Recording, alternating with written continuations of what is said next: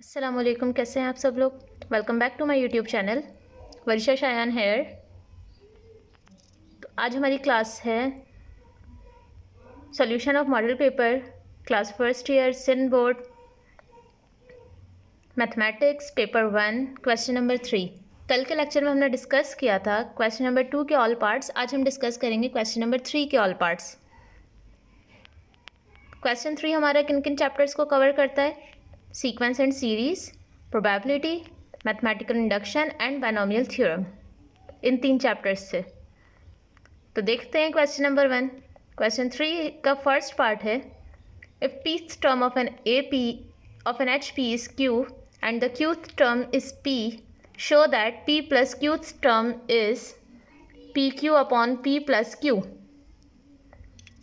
Solution, पहले हम data बना लेते हैं। हमारे पास गिवन क्या क्या है। हमारे पास गिवन है pth टर्म है Q एंड qth टर्म है P। HP सीरीज़ को सॉल्व करने के बहुत सारे मेथड्स हैं। हम इसको सॉल्व करेंगे, सबसे ईजीएस्ट मेथड हम इसको AP में कन्वर्ट करके सॉल्व करेंगे ताकि कम से कम फार्मूलास याद करने पड़ें, क्योंकि ये सब हम जानते हैं कि HP सीक्वेंस AP की इन्वर्स होती है। AP की तमाम टर्म्स को अगर हम इन्वर्स कर दें, उसका रेसिप्रोकल ले लें, तो वह HP सीक्वेंस बन जाती है।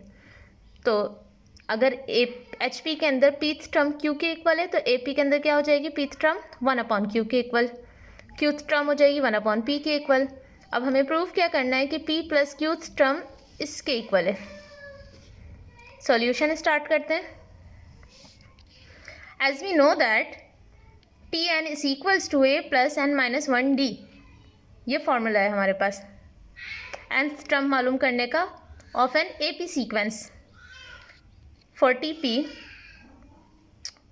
we just put P instead of n की जगह हम P पुट कर देंगे। So TP is equals to A plus n की जगह P minus 1D। TP is equals to 1/Q here, यहाँ पुट कर दिया A का A, P को D से मल्टीप्लाई किया PD, 1D इज D। इसको नाम दे दिया हमने इक्वेशन नंबर 1। सिमिलरली जब TQ के लिए सॉल्व करेंगे so TQ is equals to n की जगह Q आ जाएगा, A plus Q minus 1D। TQ की वैल्यू है 1/P is equals to A plus QD minus D। ये बन गई इक्वेशन नंबर 1 एंड 2। अगर मुझे ये टर्म मालूम करनी है P प्लस Qth टर्म, तो इसके लिए मुझे चाहिए होगा A और D, first term and common difference.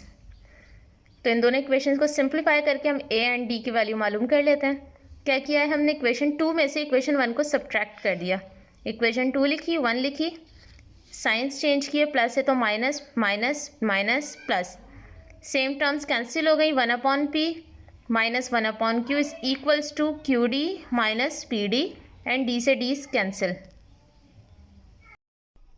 क्या किया है हमने? एलसीएम ले लिया P और Q का। जब हम एलसीएम लेंगे PQ आ जाएगा, then cross multiply Q minus P, और राइट हैंड साइड से हमने D को कॉमन ले लिया तो बचा Q माइनस P। अब Q माइनस P D के साथ मल्टीप्लाई हो रहा है, उस तरफ जाके हो जाएगा डिवाइड, तो Q माइनस P से Q minus P cancel, D की हमारे पास वैल्यू आ गई 1/PQ।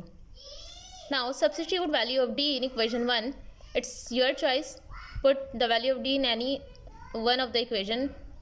इक्वेशन 1 है हमारे पास, 1/Q is equals to A plus PD minus D। 1/Q is equals to A plus P, D की जगह आ गया 1/PQ माइनस D की जगह 1/PQ।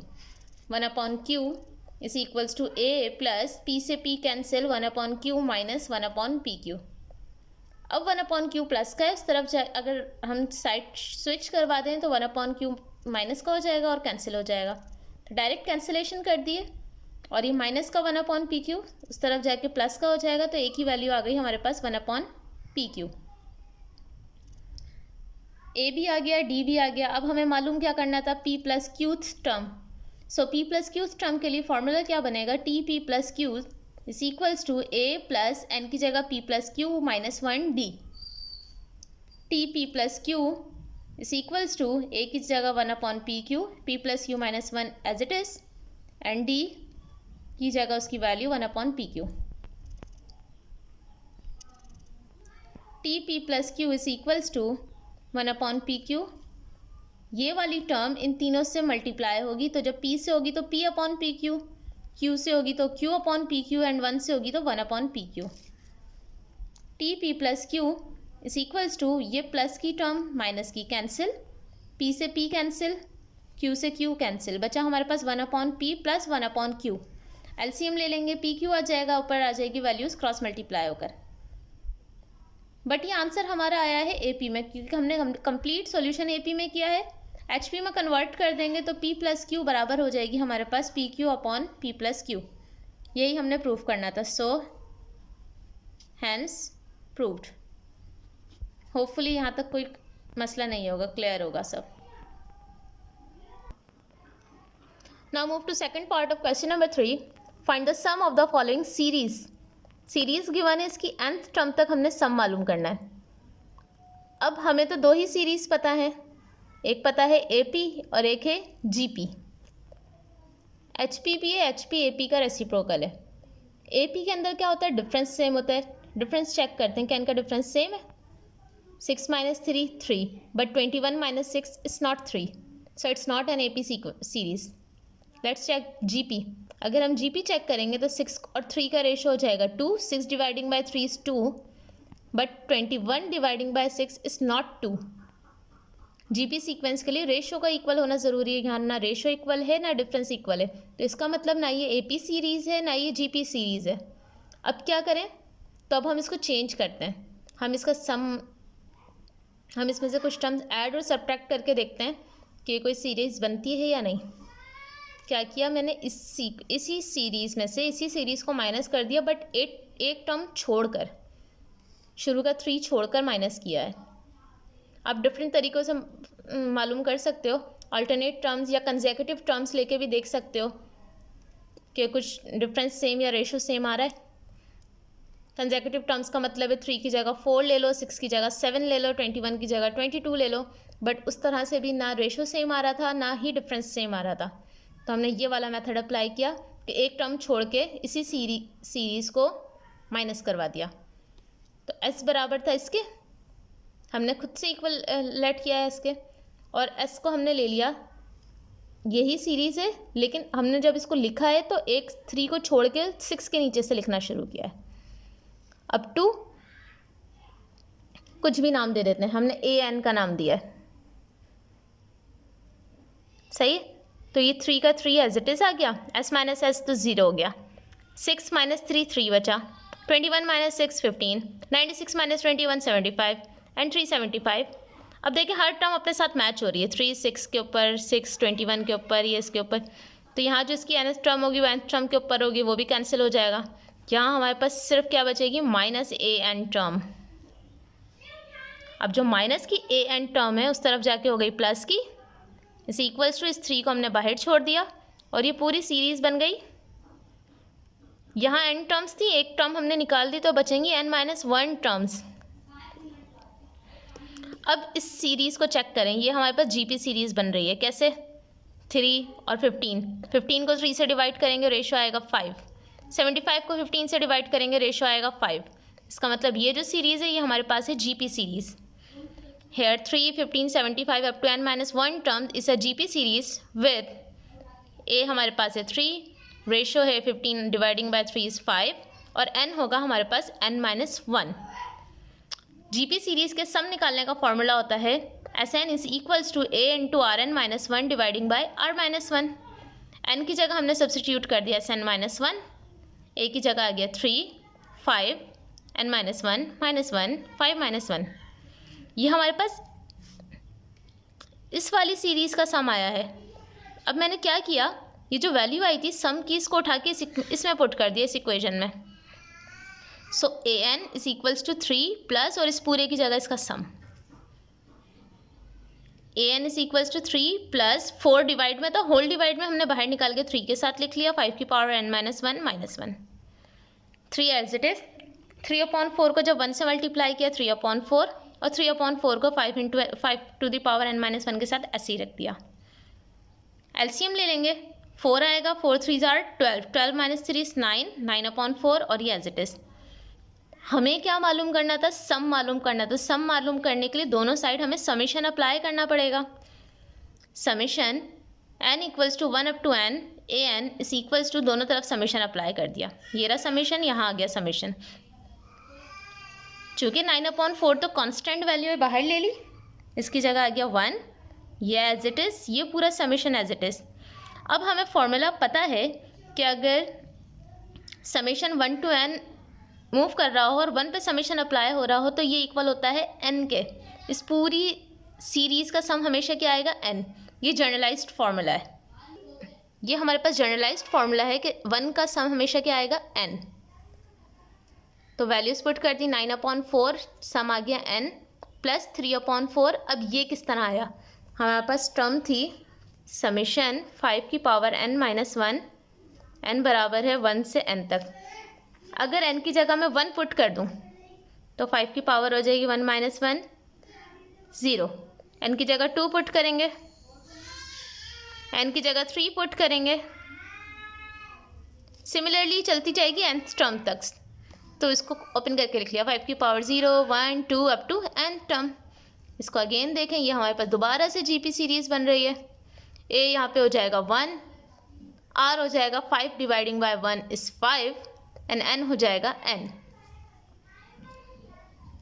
जीपी सीरीज़ का फॉर्मूला वही जो हमने पीछे अप्लाई किया था, a r n minus 1 dividing by r minus 1।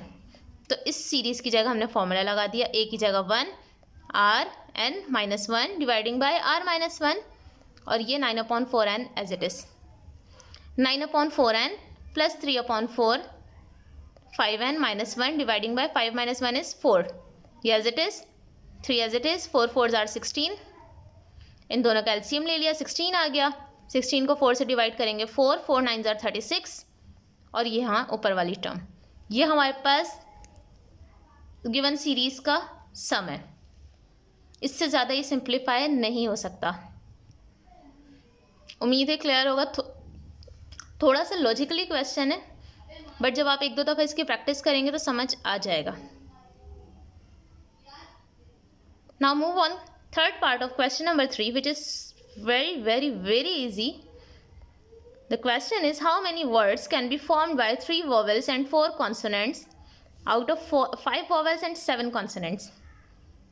सवाल ये है, अगर हमारे पास टोटल 5 वॉवल्स और 7 कॉन्सोनेंट्स हो तो हम उनमें से कितने वर्ड्स जनरेट कर सकते हैं by using 3 vowels and 4 consonants at a time.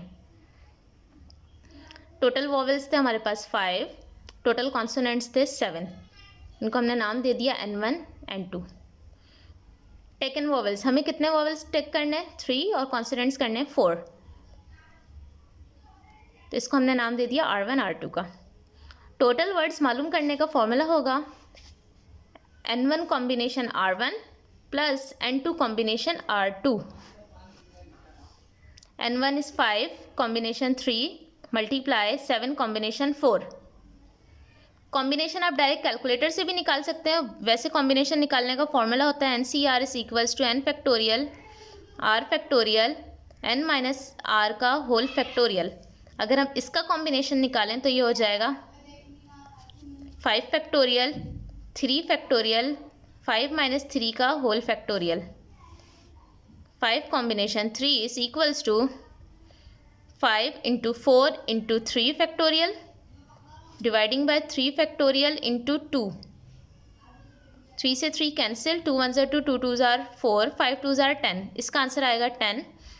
इसको आप सिंप्लीफाई कर लीजिएगा तो इसका आंसर आएगा 35। मल्टीप्लाई कर दिया, टोटल आ गया हमारे पास 350। इट मीन्स टोटल 350 वर्ड्स हम बना सकते हैं by using 3 vowels and 4 consonants at a time. Now move on to part 4 of question number 3। If probability of solving a problem by 2 students SN and Umar are 1/2 and 1/3 respectively, then what is the probability of a problem to be solved? हमें ये मालूम करना है कि SN एक problem solve कर सकता है, उसके चांसेस हैं, उसकी प्रोबेबिलिटी है 1/2, और उमर वही प्रॉब्लम सॉल्व कर सकता है, उसके चांसेस है 1/3। अब टोटल प्रोबेबिलिटी बताएं कि वो प्रॉब्लम सॉल्व हो जाएगी, उसके कितने चांसेस हैं। मतलब चाहे वो प्रॉब्लम उमर सॉल्व करे चाहे एसन सॉल्व करे, दोनों एक दूसरे पर कोई डिपेंड नहीं करते, वो हमें बताना है।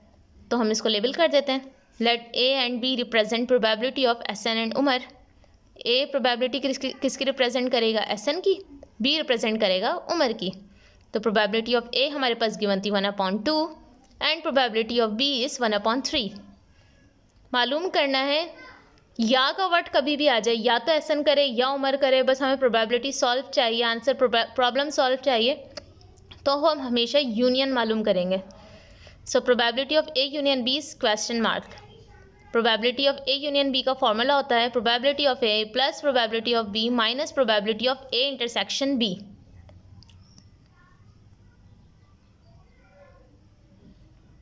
Since A and B are independent events, independent events का मतलब है एसन या उमर एक दूसरे के ऊपर डिपेंड नहीं करते, दोनों इंडिपेंडेंट हैं।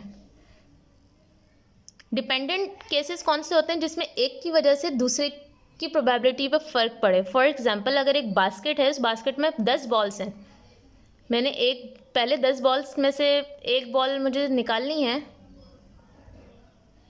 उसकी प्रोबेबिलिटी चेंज होगी। अब मैंने क्या किया, एक बॉल निकाल कर रख दी, फिर मैं बाकी बॉल्स की प्रोबेबिलिटी निकालनी, तो वो चेंज होगी क्योंकि पहली एक बॉल निकल चुकी है, वो डिपेंड कर रहा है उसके ऊपर। इंडिपेंडेंट इवेंट्स जब भी होते हैं तो probability of A intersection B का फॉर्मूला होता है probability of A dot probability of B. फॉर्मूले को यहाँ सब्स्टिट्यूट कर दिया, probability of A plus probability of B minus, इसकी जगह आगे इसका फॉर्मूला, वैल्यूज सब्स्टिट्यूट कर दी एंड देन सिंप्लीफाई किया है। चाहे तो कॉपी कर लें आप लोग या स्क्रीनशॉट ले लें। मुझे उम्मीद है सब समझ आ रहा होगा। कुछ भी अगर कन्फ्यूजन हो तो आप लोग मुझसे पूछ सकते हैं। Now move on to last part of question number 3। Prove by mathematical induction that 7 to the power n minus 4 to the power n is divisible by 3। Induction के थ्रू प्रूफ करना है। तो अगर किसी भी चीज़ को हमने इंडक्शन के थ्रू प्रूफ करना होता है तो उसके स्टेप्स आपको पता होंगे। फर्स्ट स्टेप हमेशा हम स्टेटमेंट को प्रूफ करते हैं n=1 के लिए कि ये ट्रू है या नहीं। फिर हम सपोज करते हैं कि जो स्टेटमेंट है वो n=k के लिए ट्रू है। देन हम प्रूफ करते हैं कि n=k+1 के लिए भी ये स्टेटमेंट ट्रू है। ये इंडक्शन का प्रोसेस है। प्रूफ स्टार्ट किया। फॉर n=1, जहाँ n है वहाँ पे 1 पुट कर दिया। 7 to the power 1 minus 4 to the power 1 is equals to 3। 7 minus 4 is 3 which is divisible by 3। इसका मतलब ये जो स्टेटमेंट है ये n=1 के लिए तो ट्रू है। अब हम आगे चलेंगे। Suppose the statement is true for n=k। Suppose कर लिए कि ये जो स्टेटमेंट है n=k के लिए भी ट्रू है। इट मीन्स n की जगह k पुट करेंगे। 7 to the power k minus 4 to the power k is divisible by 3। Now for n=k+1, अब n की जगह हमने पुट करना है k+1। k की जगह k+1, k की जगह k+1। पावर्स को अलग अलग कर लेते हैं। 7 की power k minus 7 to the power 1, 4 power k minus 4 power 1। ये आ गया 7 × 7 की पावर k। मुझे किसी तरह इस पूरी टर्म को दोबारा इस फॉर्म में लिखना है, 7 power k minus 4 power k में। अब यहाँ 7 पावर k तो थी हमारे पास, मुझे यहाँ 4 पावर k भी चाहिए, लेकिन चाहिए भी इस तरह के मैं कॉमन ले लूँ तो अगेन ये सेम टर्म बन जाए 7k माइनस 4k। तो ये जो 4 था इसको हम ब्रेक करके इस तरह लिख सकते हैं -7 + 3, ये अगेन -4 हो जाएगा। इस 4 को मैंने ब्रेक कर लिया। -7 × 4k + 3 × 4k, इन दोनों में कॉमन क्या आ रहा है 7k माइनस 4k + 3 × 4k। अब ये तो हमने सपोज किया था कि ये वाली टर्म 3 से डिविजिबल है और यहाँ ऑलरेडी 3 मौजूद है, तो इसका मतलब ये भी 3 से डिविजिबल है। So by our supposition 7 to the power k minus 4 to the power k is divisible by 3 and 3 × 4 to the power k is also divisible by 3. So proved, given statement is divisible by 3. Hence proved. कल इंशाल्लाह हम solve करेंगे question number 4 के all parts Wednesday को। Thursday को हम section C solve करेंगे and Friday को पेपर है। Wish you very very best of luck. अल्लाह हाफिज़। Please like and subscribe my channel. अल्लाह हाफिज़।